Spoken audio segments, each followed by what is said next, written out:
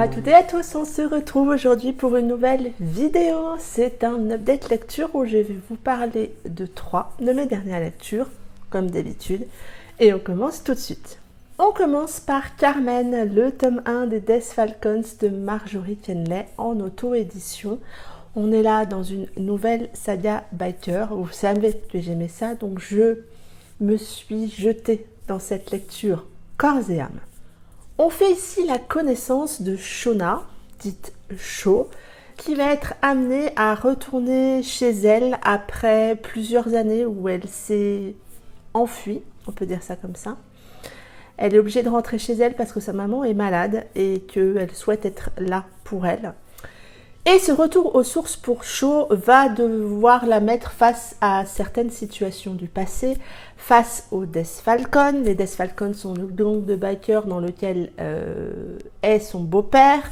Et face à Jay. Jay, c'est le fils de son beau-père. Sho et Jay sont en quelque sorte demi-frères et demi-sœurs. Il n'y a aucun lien de sang entre eux. Ils ont vécu ensemble il y a plusieurs années quand leurs parents se sont mis ensemble. Sho était amoureuse de Jay, mais elle luttait. Et Jay était très attiré par Sho, mais il la voyait comme sa demi-sœur. Et donc, pour lutter face à ça, il avait été infect avec elle. Des choses se sont passées qui ont fait que Sho est parti et aujourd'hui Sho est revenu. Et je vais m'arrêter là pour le résumer. J'ai beaucoup aimé ce tome 1 qui est pour moi très réussi et qui reprend les codes des saga bikers et qui moi me convient parfaitement bien. J'ai aimé que l'histoire entre Sho et Jay prenne son temps. Elle prend son temps, vraiment. Et j'ai aimé que ça prenne son temps, que ça se développe comme ça se développe et que, oui, ça fait du bien. J'ai aimé la nature de leur relation, entre guillemets.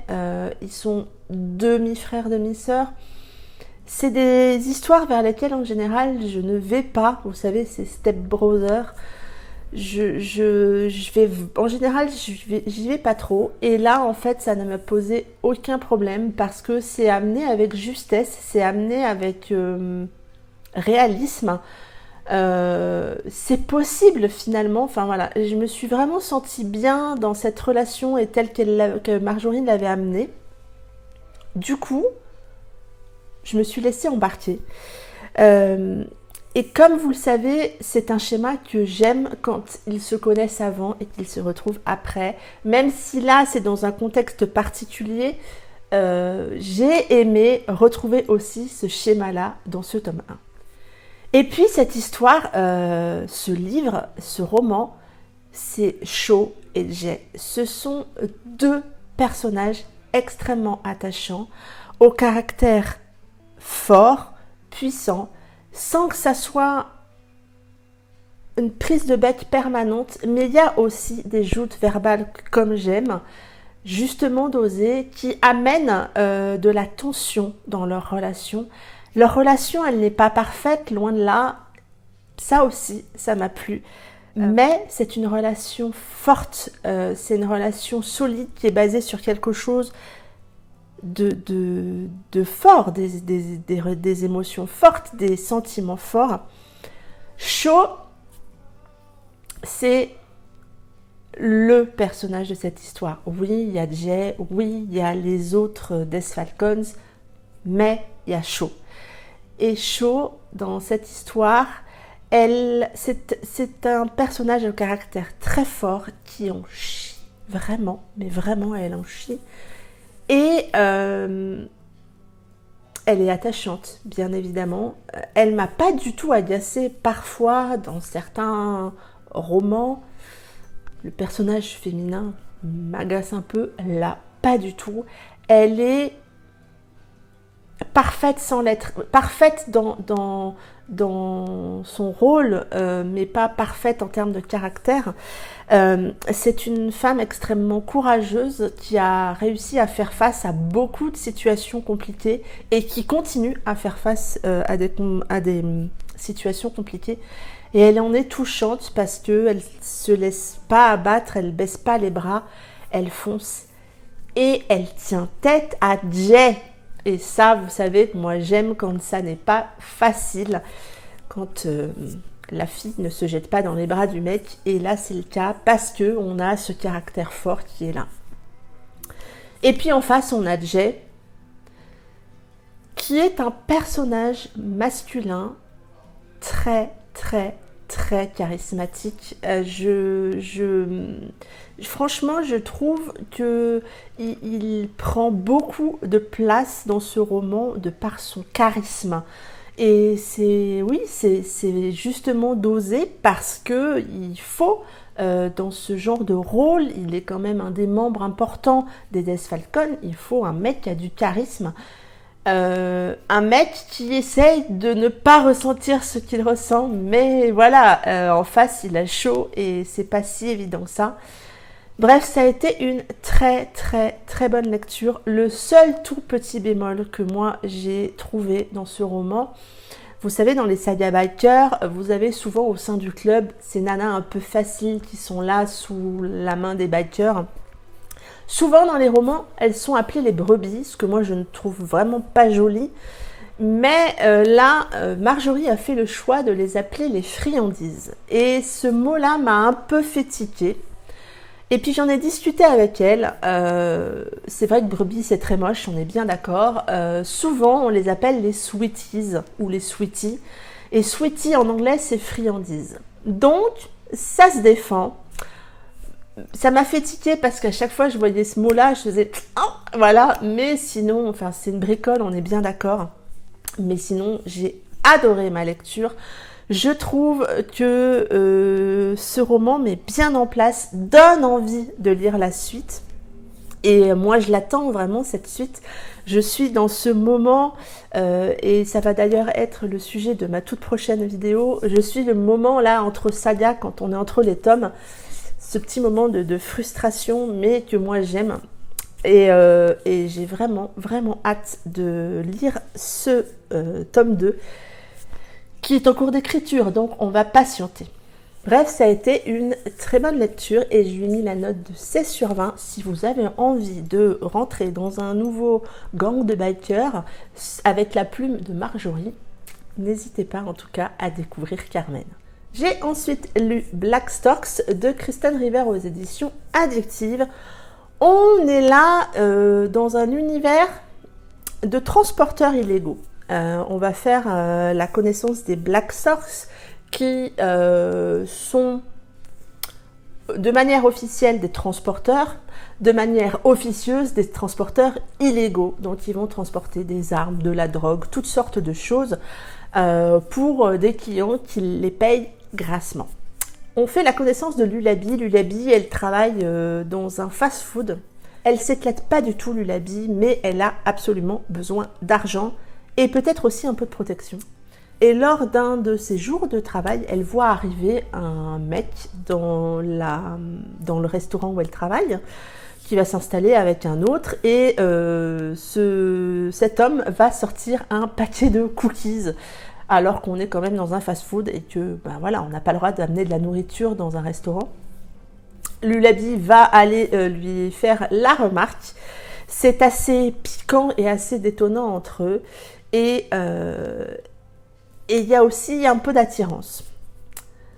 Cet homme, c'est Phileas, un des membres des Black Storks, et ils vont être amenés, je vous laisserai voir un peu les circonstances, Phileas et Lulabi vont être amenés à se retrouver, et Phileas va lui proposer de bosser pour eux en tant que prospect, parce qu'ils ont besoin de quelqu'un, et qu'il a senti en Lulabi cette petite touche de folie qu'ils ont besoin, et ce besoin d'adrénaline aussi. Et je vais m'arrêter là pour le résumer. J'ai apprécié ma lecture, c'est un page turner pour moi. J'ai lu assez rapidement l'histoire parce que On est embarqué dans l'histoire, on est embarqué dans la romance, on est embarqué dans l'univers assez facilement.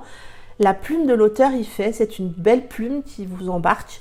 Moi, ça a été une bonne lecture. Je ne sais pas si elle va rester en mémoire dans quelques mois, mais en tout cas, en attendant, elle a fait le job de me divertir, de me faire passer un très bon moment. C'est un roman rempli d'action. Pour le coup, on ne s'ennuie pas, il n'y a pas de moment de creux dans cette histoire, parce qu'avec les Black Storks, qui sont quand même un groupe illégal, et qui font du transport de choses illégales, forcément, il y a beaucoup d'action. J'ai aimé ça. C'est pas routinier comme action, on aborde vraiment différents trucs. Donc c'est vrai que c'est entraînant. J'ai aussi aimé qu'on retrouve un petit peu cet univers de bikers sans que ça soit un gang de bikers. Vous avez un peu des règles, vous avez la notion de prospect, vous avez un petit peu cette hiérarchie, comme dans un gang de bikers. Donc l'auteur a piqué un peu des idées des gangs de bikers sans en faire un. Et j'ai trouvé ça assez original d'utiliser un petit peu cet univers-là dans l'univers du transport illégal. J'ai pensé beaucoup, en lisant ce roman, au film Le Transporteur. Et du coup, voilà, ça a matché pour moi parce que ça avait une certaine résonance avec quelque chose que j'avais déjà vu. Et puis, on a aussi, quand même, il faut le dire, deux personnages attachants. Lullaby, elle est gaffeuse, elle dit tout ce qu'elle pense, elle réfléchit pas forcément aux conséquences, elle est très honnête, elle est très entière, elle défend fortement les causes en lesquelles elle croit, quitte à se mettre en danger, et pour le coup, ça lui arrive assez souvent, et peut-être un peu trop souvent, ça a peut-être été un petit peu too much, mais globalement, ça la rend assez attachante. Alors, c'est pas que j'ai eu du mal avec elle, mais il y avait peut-être des choses pour moi où c'était trop, et du coup j'ai eu un petit peu de mal à m'attacher à elle.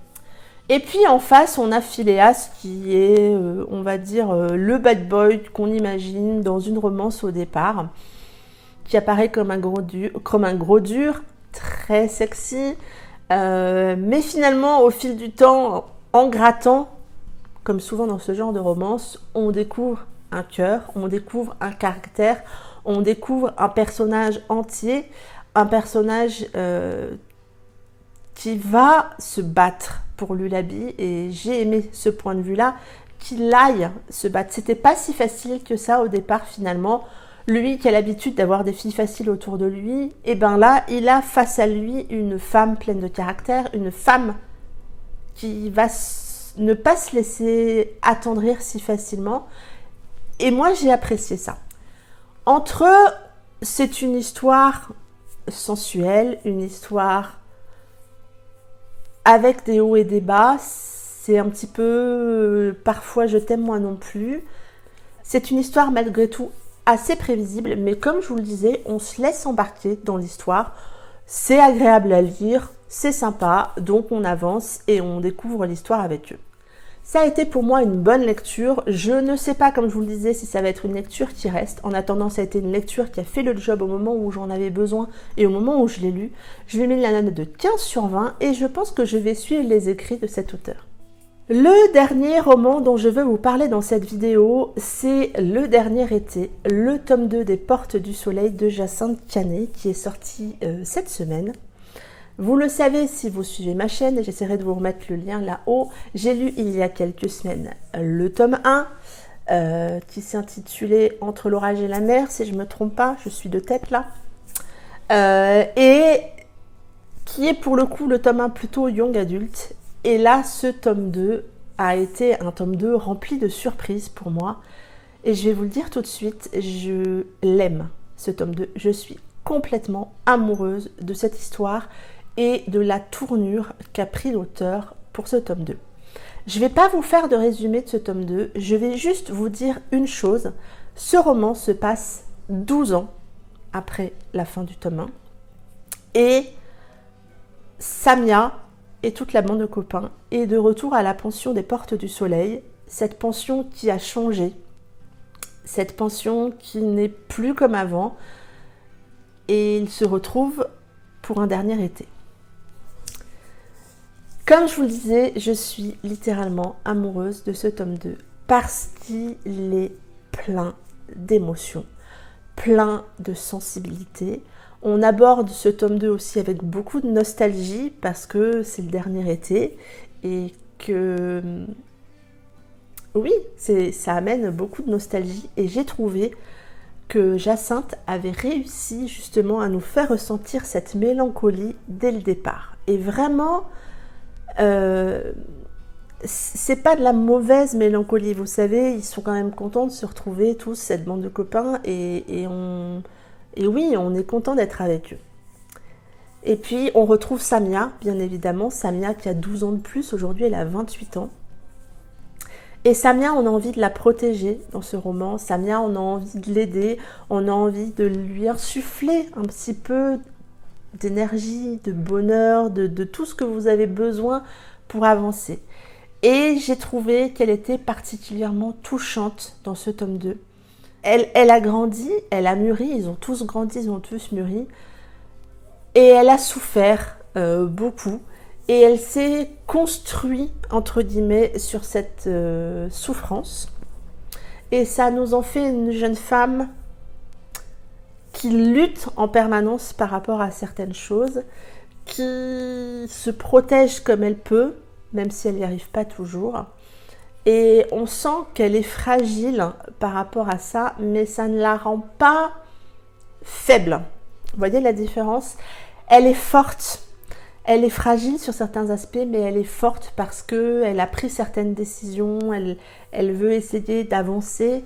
Elle s'en prend un petit peu plein la tronche quand même dans ce tome 2 et elle garde la tête assez haute, avec une mention spéciale pour Louise qui, moi, m'a fait penser beaucoup à ma grand-mère. C'est vraiment un roman plein de bons sentiments, un roman qui va vous faire vivre des émotions forte, des sentiments. Je vous dis, vous êtes englobés dans cette mélancolie et puis après vous allez vivre les sentiments que Samia vit, vous allez les ressentir, vous allez vouloir l'aider parce qu'à un moment j'ai eu envie de pouvoir rentrer dans ce bouquin et de l'aider. Ça a vraiment été une très bonne lecture, c'est vraiment une duologie que je vous recommande. Certes, le tome 1 est un tome young adulte. Comme je vous le disais, moi je suis pas très fan du young adulte, mais quand Jacinthe m'a proposé de lire le tome 1, j'ai dit ok, je fonce, c'est Jacinthe, je connais sa plume, je connais son univers. Et puis j'ai aimé ce tome 1, mais alors avec ce tome 2, cette duologie elle est juste belle. Elle est juste. J'avais déjà ressenti ça dans sa duologie One, mais je crois que là c'est encore plus fort. Ça sent bon l'été.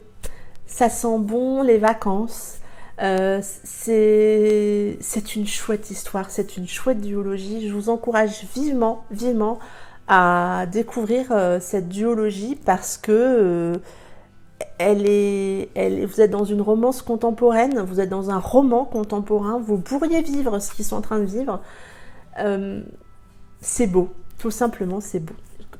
Voilà, c'est vraiment une duologie que je vous recommande. J'ai mis 17 sur 20 à ce tome 2. Et si vous avez envie de découvrir la plume de Jacinthe Canet, foncez avec cette duologie. Ça en est tout pour cette vidéo, j'espère qu'elle vous aura plu et que ça vous aura donné envie de lire ces romans. Dites-moi tout en commentaire, je me ferai un plaisir de vous répondre. N'hésitez pas non plus à vous abonner à la chaîne, à me suivre également sur mon compte Instagram où il y a quand même beaucoup d'échanges qui se fait et où je mets aussi beaucoup de stories sur mes lectures en cours, sur mes avis à chaud. Donc n'hésitez pas à aller voir tout ça sur mon compte Instagram. Il y aura peut-être aussi bientôt des concours à surveiller. En attendant, je vous souhaite un très bon week-end, de belles lectures et je vous dis à très bientôt pour une prochaine vidéo. Bye bye!